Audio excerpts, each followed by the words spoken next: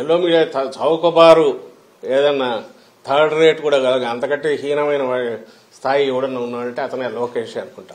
లేకపోతే దేనికి ట్వీట్ చేస్తున్నాడో తెలియదు, అసలు ఎందుకు చేస్తున్నాడో తెలియదు. ఏమన్నా మోకాలకు బట్టతలకు సంబంధం ఉందా?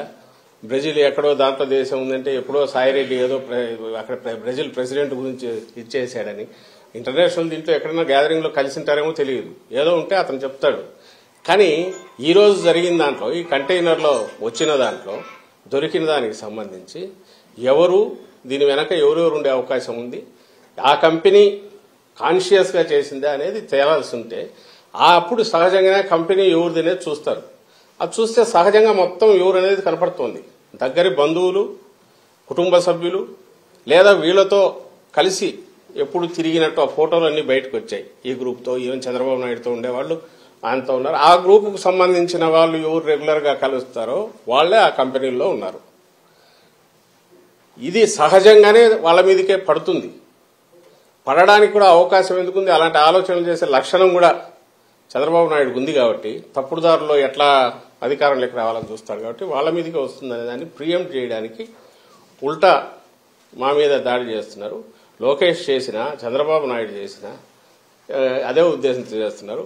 ఆ స్థాయి నిజంగా ఆ స్థాయికి రావాలనుకున్న వాళ్ళు చేయకూడని పని చేస్తున్నారు. వాళ్ళు అంటే వాళ్ళకి ఈ జన్మలో ఈ రాష్ట్రంలో ప్రజల అవకాశం ఇవ్వలేదని తెలిసిన తర్వాత వచ్చే డెస్పరేషన్లోనే ఇలాంటి కామెంట్స్ చేస్తున్నారని మేము అనుకుంటాం.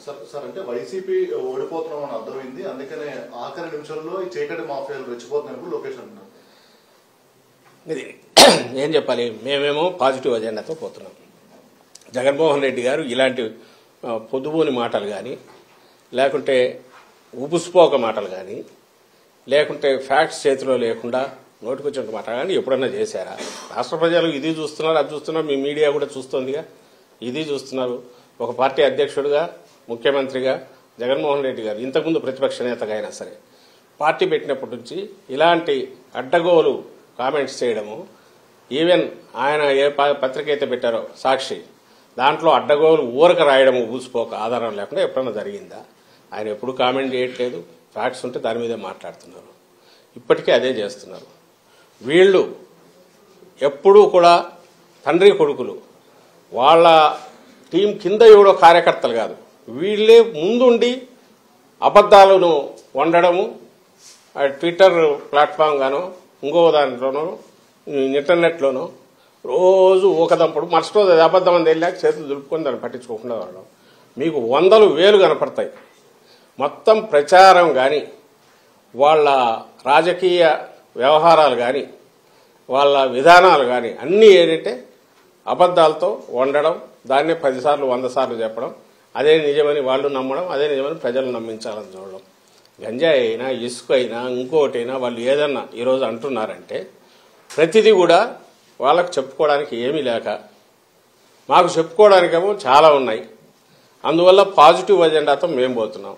మీరు ఈ మధ్య సిద్ధం సభలు చూసినా, రేపు జగన్మోహన్ రెడ్డి గారికి జరిగే సభలు చూసినా, మా నాయకుల ప్రచారం చూసినా మేము చేసినవి చెప్తున్నాం.